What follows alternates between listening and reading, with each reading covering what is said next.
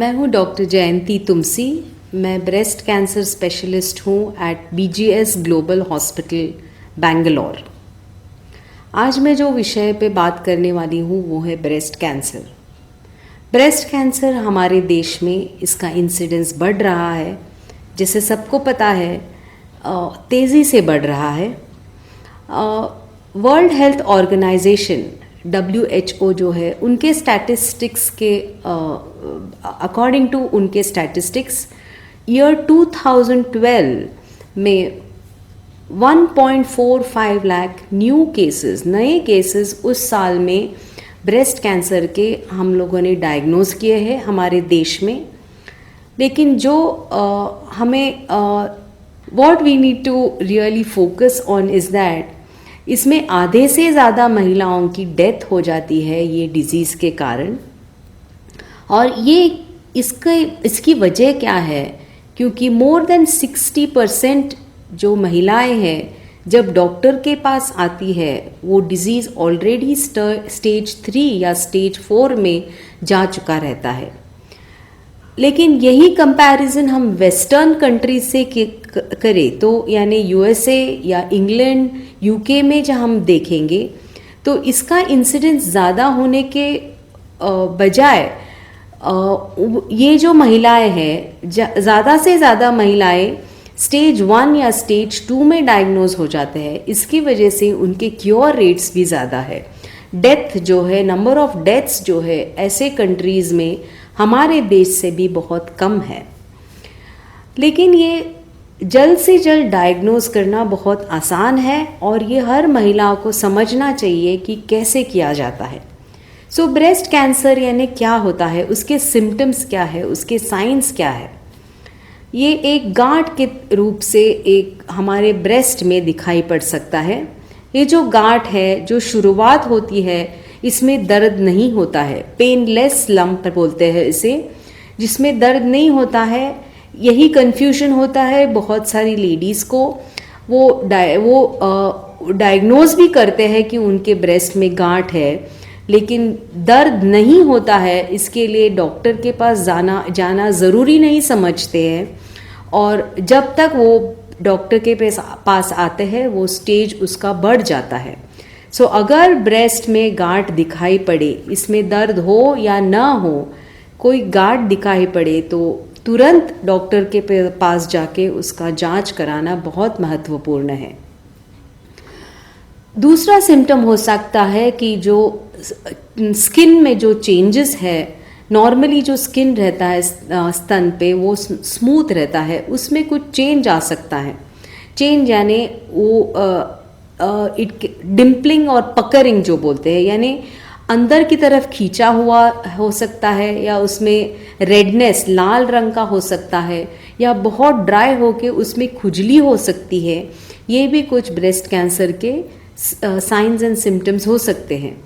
या निपल जो बोलते हैं वो उसमें कुछ चेंजेस आ सकते हैं। निपल नॉर्मली बाहर की तरफ पॉइंटिंग रहते हैं, लेकिन इसमें चेंज आके वो इनवर्ड यानी इन्वर्शन या अंदर की तरफ वो अगर निपल चेंज हो जाए तो वो भी एक ब्रेस्ट कैंसर का सिम्टम और साइन हो सकते हैं। या अंडरआर्म रीजन में अगर गांठ हो या उसमें कोई स्किन में चेंजेस हो, वो भी ब्रेस्ट कैंसर के सिम्टम्स हो सकते हैं। अगर गांठ ब्रेस्ट में हो या अंडरआर्म रीजन में हो, स्तन के जो ऊपर स्किन रहता है वहाँ पे चेंजेस हो, या अंडरआर्म रीजन में जो स्किन रहता है उसमें चेंजेस हो, या निपल में कोई चेंजेस दिखाई पड़े, ऐसे कोई सिम्टम्स दिखाई पड़े तो टाइम वेस्ट न करते हुए इमीडिएटली डॉक्टर के पास जाके उसका तपास करना बहुत ज़्यादा इम्पॉर्टेंट है। सो हम लोग कुछ इन्वेस्टिगेशंस करते हैं ये डायग्नोज करने के लिए कि जो प्रॉब्लम है ब्रेस्ट में वो कैंसर है कि नहीं, ये पता करने के लिए कुछ टेस्ट्स किए जाते हैं। वो टेस्ट में मैमोग्राम जो बोलते हैं वो बहुत महत्वपूर्ण टेस्ट है। मैमोग्राम महिलाओं 40 साल के बाद जो महिलाएं रहती हैं उनके लिए ये बहुत महत्वपूर्ण इन्वेस्टिगेशन है। मैमोग्राम यानी एक तरीके का एक्सरे किया जाता है ब्रेस्ट का। ये इम्पॉर्टेंट क्यों है? क्योंकि इसमें ब्रेस्ट कैंसर इतना छोटा हो सकता है, गांठ इतना छोटा हो सकता है कि एग्जामिन करने पे हाथ को भी नहीं लगता है। इतनी छोटी गांठ, फ्यू मिलीमीटर्स की गांठ भी इससे हम लोग डायग्नोज कर सकते हैं।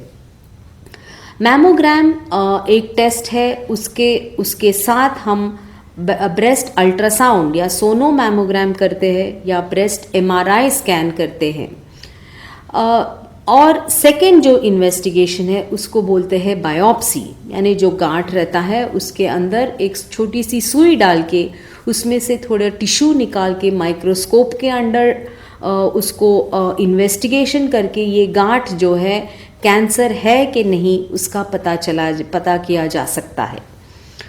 अगर मैमोग्राम हो या अल्ट्रासाउंड हो और बायोप्सी में अगर डायग्नोज हुआ कि ये ब्रेस्ट कैंसर है, तो फिर जो नेक्स्ट इन्वेस्टिगेशन होता है वो स्टेजिंग के लिए, यानी क्या ब्रेस्ट कैंसर सिर्फ ब्रेस्ट में सीमित है या कहीं और फैल चुका है कि नहीं, ये पता करने के लिए एक स्कैन किया जाता है जिसे पेट सीटी स्कैन कहते हैं। पेट सीटी स्कैन यानी होल बॉडी स्कैन, पूरे शरीर में ये कैंसर फैला हुआ है कि नहीं ये हम पता कर सकते हैं। पेट सीटी स्कैन की अगर सुविधा ना हो तो ऐसे पेशेंट्स के लिए सीटी स्कैन या ultrasound of the abdomen, x-ray chest, ऐसे बहुत सारे इन्वेस्टिगेशंस हैं जो हम कर सकते हैं। सो स्टेजिंग करना बहुत इम्पॉर्टेंट है। इसमें 4 स्टेजेस होते हैं, स्टेज 1, स्टेज 2, स्टेज 3 और स्टेज 4। स्टेज 1 और स्टेज 2 को अर्ली ब्रेस्ट कैंसर कहा जाता है और स्टेज 3 और स्टेज 4 को एडवांस्ड ब्रेस्ट कैंसर कहा जाता है। जब स्टेज 1, स्टेज 2 में पेशेंट डायग्नोज होता है और उस टाइम जब ट्रीटमेंट लिया जाता है तो क्योर रेट बहुत ज़्यादा हाई रहता है। स्टेज 1 में क्योर रेट है मोर देन 99% और स्टेज 2 में मोर देन 85% पेशेंट्स क्योर हो जाते हैं और स्टेज 3 और स्टेज 4 में कम होता जाता है क्योर रेट। स्टेज 3 में 60% है और स्टेज 4 में 24% पेशेंट्स क्योर हो सकते हैं। तो इसका मतलब ये है कि स्टेज 1 और स्टेज 2 में ये डिज़ीज़ डायग्नोज करना बहुत बहुत ज़्यादा इम्पॉर्टेंट है। स्टेज 1 और स्टेज 2 में फर्स्ट लाइन ऑफ ट्रीटमेंट होती है सर्जरी। ये जो ट्रीटमेंट ऑप्शंस है इसके मेनली 4 टाइप्स है। एक surgery, second chemotherapy, radiation therapy और 4th हार्मोन थेरेपी रहते हैं। सर्जरी में 2 टाइप की सर्जरी किया जाता है। एक तो पूरा ब्रेस्ट निकाला जा सकता है, लेकिन अभी पूरा ब्रेस्ट न निकालते हुए भी इसको कैंसर को क्लियर किया जा सकता है, जिसे ब्रेस्ट कॉन्जर्वेशन सर्जरी कहते हैं। ब्रेस्ट कॉन्जर्वेशन सर्जरी में सिर्फ गांठ निकाल के बाकी का जो ब्रेस्ट है उसे हम कॉन्जर्व कर सकते हैं, रिटेन कर सकते हैं। यानी ऐसे पेशेंट्स को पूरा ब्रेस्ट न निकालते हुए सिर्फ गांठ निकाल के भी ऐसे पेशेंट्स को ठीक किया जा सकता है। और अगर गांठ बहुत ज़्यादा बड़ा हो या किसी पेशेंट्स में पूरा ब्रेस्ट निकालना ही पड़ता हो, ऐसे पेशेंट्स को ब्रेस्ट रिकंस्ट्रक्शन सर्जरी के द्वारा आर्टिफिशियल ब्रेस्ट जो है वो उसी समय हम लोग तैयार कर सकते हैं। ऐसी सुविधा अब उपलब्ध है हमारे देश में। हमारे हॉस्पिटल में ये रूटीन ऐसे सर्जरीज किए जाते हैं। सेकेंड लाइन ऑफ ट्रीटमेंट जो है उसे कीमोथेरेपी कहते हैं। कीमोथेरेपी यानी कुछ इंजेक्शंस दिए जाते हैं पेशेंट्स को। ये जो इंजेक्शंस है वो आईवी के दरिया दिए जाते हैं और ये इंजेक्शन जो है इतने पावरफुल होते हैं कि कहीं भी कैंसर सेल्स हो उसके it can be killed with these chemotherapy drugs. Chemotherapy में थोड़े साइड इफ़ेक्ट्स ज़रूर होते हैं, लेकिन ये जो साइड इफ़ेक्ट्स है बहुत टेम्पररी रहते हैं, ऐसा नहीं कि वो हमेशा के लिए रहते हैं। और जब कीमोथेरेपी स्टॉप किया जाता है या ख़त्म हुआ जाता है तो पेशेंट उसके बाद पूरा नॉर्मल हो सकता है। थर्ड लाइन ऑफ ट्रीटमेंट जो है वो है रेडिएशन थेरेपी। रेडिएशन थेरेपी यानी कुछ करंट दिया जाता है चेस्ट को ताकि ये डिज़ीज़ उस जगह में फिर से न आए, इसके लिए अभी रेडिएशन थेरेपी दिए जाते हैं। फोर्थ लाइन ऑफ ट्रीटमेंट जो है वो है हार्मोन थेरेपी। हार्मोन थेरेपी यानी ब्रेस्ट कैंसर में भी बहुत प्रकार होते हैं, उसमें एक प्रकार है हार्मोन पॉजिटिव यानी ER/PR बोलते हैं, ईस्ट्रोजन और प्रोजेस्टेरॉन रिसेप्टर पॉजिटिव। ऐसे जो ब्रेस्ट कैंसर्स होते हैं उनके लिए हम कुछ ड्रग्स देते हैं, कुछ टैबलेट्स देते हैं जो 5 साल के लिए या 10 साल के लिए पेशेंट्स को लेना पड़ता है, और वो भी बहुत बहुत ही इफ़ेक्टिव होते हैं। कीमोथेरेपी में और एक ट्रीटमेंट है जिसे टारगेटेड थेरेपी कहते हैं। वो ऐसे पेशेंट्स को दिया जाता है जिनको ब्रेस्ट कैंसर में HER2 पॉजिटिव कहते हैं, वो भी एक वैरायटी होती है ब्रेस्ट कैंसर की। ऐसे पेशेंट्स को ये टारगेटेड थेरेपी देने से बहुत ज़्यादा फ़ायदा होता है।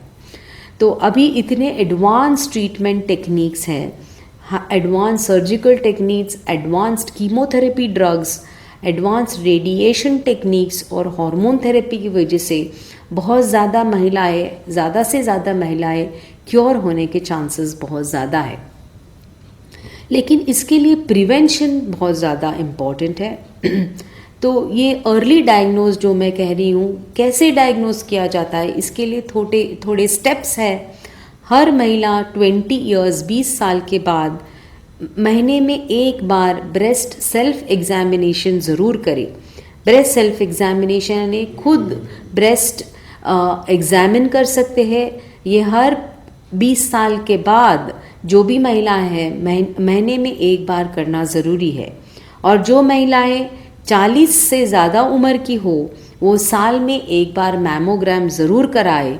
ये कराने से जल्द से जल्द ब्रेस्ट कैंसर जब छोटा है तभी डायग्नोज कर सकते हैं, क्योंकि breast cancer when diagnosed early and treated appropriately, complete cure is possible. Thank you.